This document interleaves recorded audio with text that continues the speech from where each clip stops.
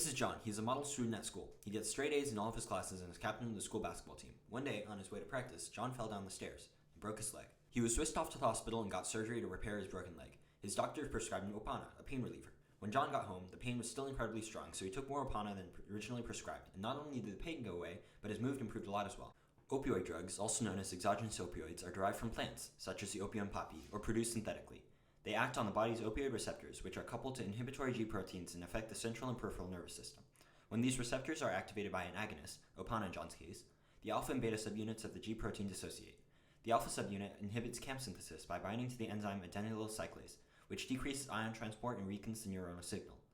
If the opioid is acting on a presynaptic nerve, the G beta gamma subunit binds to the voltage-gated calcium channels, preventing them from opening and taking in calcium. This restricts the release of a neurotransmitter.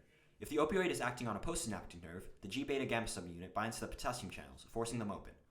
This allows potassium to escape and leads to hyperpolarization, where there are not enough positively charged ions to propagate an action potential.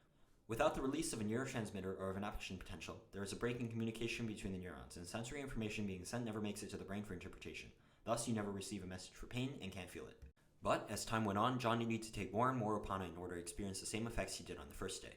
One inevitable day, John unknowingly overdosed. His mom came home to find him barely conscious and with cyanosis. Luckily, she was carrying naloxone, an opioid receptor antagonist, and quickly administered a nasal spray. Naloxone binds to the same opioid receptors, blocking the opioid drugs from binding and usually reversing the effects of an opioid overdose within 2 to 5 minutes. Naloxone is extremely important in the fight against opioid abuse and addiction, saving countless lives every year, including John's. After his overdose, John committed himself to quit taking opioids. His doctor prescribed him buprenorphine, a medicine that helps combat withdrawal symptoms and lessens cravings, allowing the brain to heal. Millions of people across the nation, just like John, have fallen victim to opioids, and it is our job to support them by carrying medicines like naloxone and raising awareness about addiction risks and the importance of taking proper dosages.